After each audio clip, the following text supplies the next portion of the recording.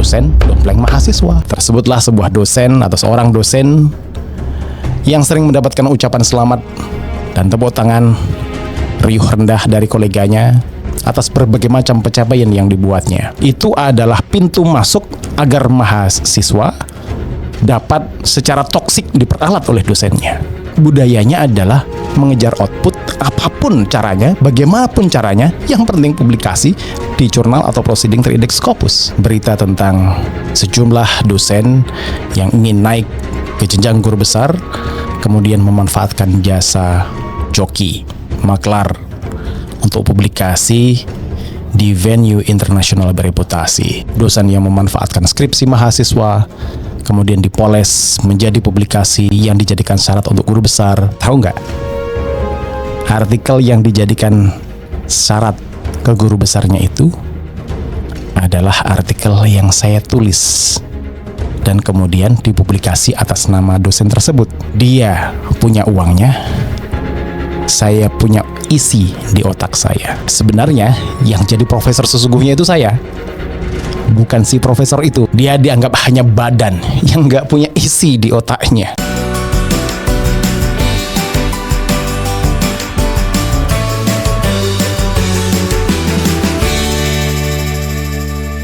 Assalamualaikum warahmatullahi wabarakatuh.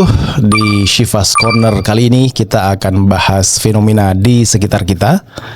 Salah satunya adalah soal yang berkenaan dengan integritas akademik. Beberapa waktu lalu di akhir Mei kita lagi-lagi melihat, menyaksikan dan membaca berita tentang sejumlah dosen yang ingin naik ke jenjang guru besar, kemudian memanfaatkan jasa joki, maklar untuk publikasi di venue internasional bereputasi. Sampai kemudian dari kementerian datang investigasi dan menyelesaikan persoalan tersebut.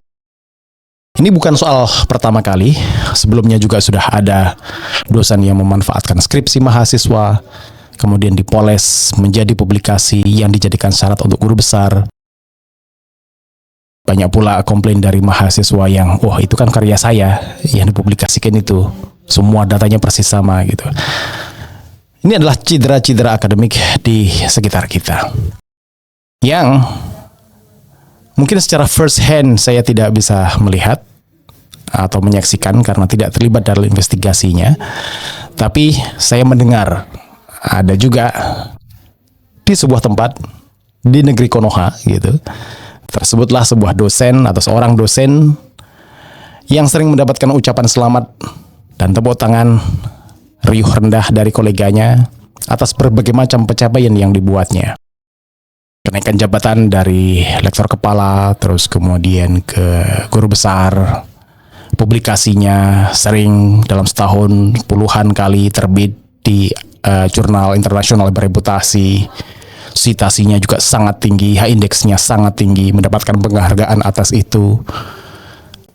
Dan ketika ada hibah, penelitian maupun pengabdian tingkat lokal, nasional, internasional, aplikasi ke sana dan kemudian granted mendapatkan hibah tersebut, ucapan selamat sering sekali mengalir kepadanya.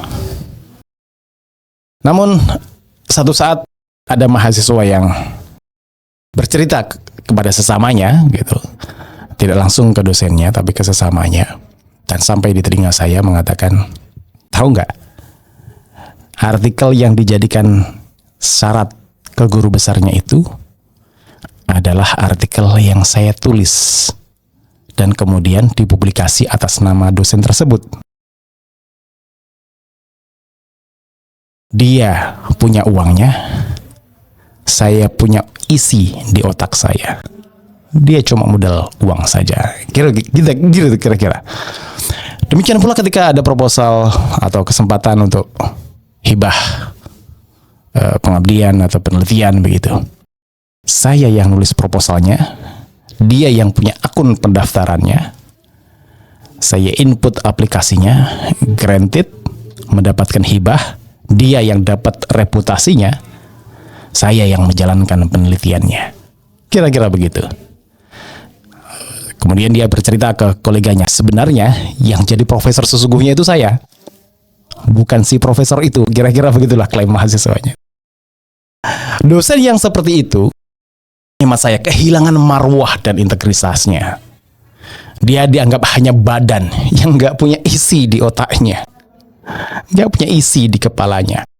Memperalat mahasiswa untuk mengerjakan pekerjaan utamanya, mengajar, meneliti, mengabdi, gitu. Tugas mengajar kadang didelegasikan atau seringkali bahkan kepada para asistennya. Tidak lagi sempat membaca buku atau karya ilmiah karena kesibukan ini dan itu. Berbagai macam alasannya. Publikasi hanya numpang karya mahasiswa. Ia kadang minta menjadi penulis pertama hanya gara-gara kenal dengan pengelolanya atau berhasil melobi pengelolanya. Nah, demikian pula ketika melakukan pengabdian masyarakat atau penelitian, yang membuat proposal adalah mahasiswanya, yang menjalankan juga mahasiswanya, tapi yang punya nama adalah dosennya. Nah, dosen pendompleng mahasiswa yang girang oleh tepuk tangan seperti ini tidak sedikit. Tapi ketika ketahuan kemudian atau mendapatkan masukan, mendapatkan kritikan, dia sedikit meriang. Apalagi jika ketahuan tabiat buruknya tersebut. Sebenarnya apa sih persoalannya? Apa sih musababnya, akar persoalannya sehingga menyebabkan ada jenis dosen yang mendompleng karya mahasiswa ini? Mungkin banyak penyebabnya. Tapi let's say saya mencatat paling tidak ada 3 yang utama ya. Ya, terlepas dari soal mentalitas atau inferioritas dosen yang sebenarnya merasa nggak mampu menulis tapi memanfaatkan mahasiswanya dan segala macam. Tapi terlepas dari itu, ada persoalan-persoalan yang secara administratif, secara struktural itu juga membebani dosen. Satu ya misalnya, mungkin di hampir semua lembaga akreditasi mandiri atau di BAN-PT dulu itu ada persyaratan publikasi mahasiswa bersama dosennya.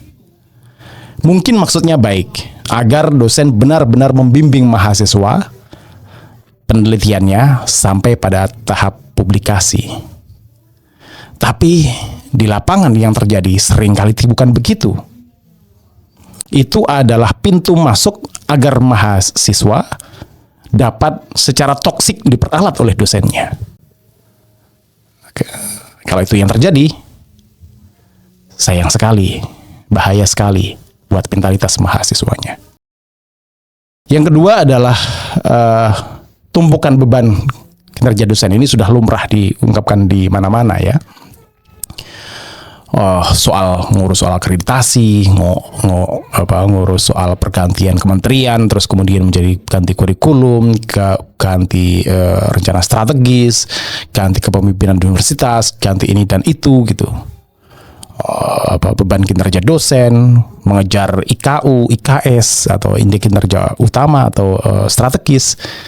Banyak hal-hal tetek bengek yang mesti diurus oleh dosen, sehingga kadang menjadi excuse bagi sebagian dosen untuk tidak meneliti dan menulis secara serius. Dan yang jelas kelihatan adalah belum terbangun itu budaya ilmiah, belum matang itu budayanya.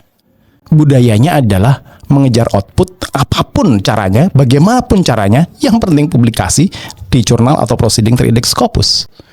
Sementara budaya bacanya belum terbangun, budaya exchange ideas sesama koleganya belum terbangun gitu. Nah, untuk itu kalau usulan saya, aturan di dalam akreditasi yang berkenaan dengan keharusan dosen atau keharusan mahasiswa untuk publikasi bersama itu mending dihapuskan saja. Itu bisa jadi akar yang satu memperalat yang lain, secara toksik mengganggu yang lain gitu. Mahasiswa secara sok bisa mengklaim dia lebih otoritatif, lebih hebat daripada dosennya. Si dosen hanya berbekal uang bisa mendapatkan sekian banyak publikasi atau penelitian gitu. Nah, sebaiknya itu dihapuskan saja. Terus kemudian kedua,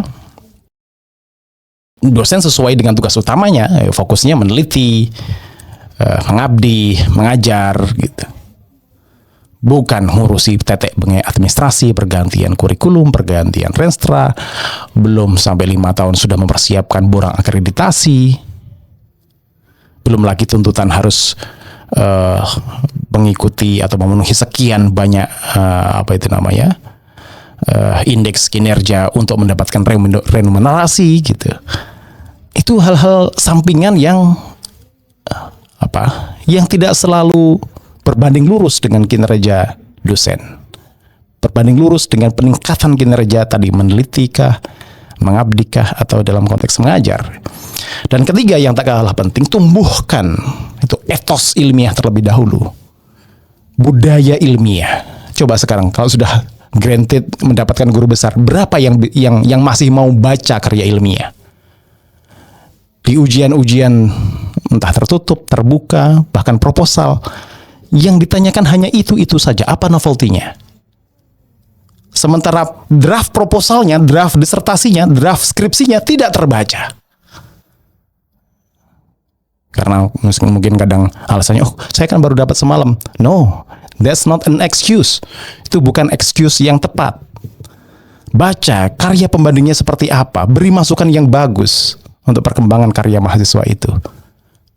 Nah, budaya ilmiah ini belum terbangun, apalagi iklim akademik untuk yang diciptakan, yang tercipta gitu di tingkat prodikah, di tingkat fakultaskah, mesti dibangun agar exchange ideas, mendapatkan feedback dari kolega, memperbaiki karya, itu jadi jantungnya scholarship di situ. Bukan memperalat mahasiswa yang kemudian menjadikan dodoma tadi itu, dosen dompleng mahasiswa. Menulis dengan karya namanya sendiri di nama pertama saja belum pernah, gimana mau membimbing mahasiswa agar bisa tembus jurnal internasional bereputasi? Nah, mudah-mudahan ini bermanfaat, menjadi refleksi kita bersama. Saya sebagai dosen juga, ini introspeksi buat saya sendiri, mudah-mudahan bermanfaat buat para pemirsa. Terima kasih, kurang lebihnya mohon maaf. Assalamualaikum warahmatullahi wabarakatuh.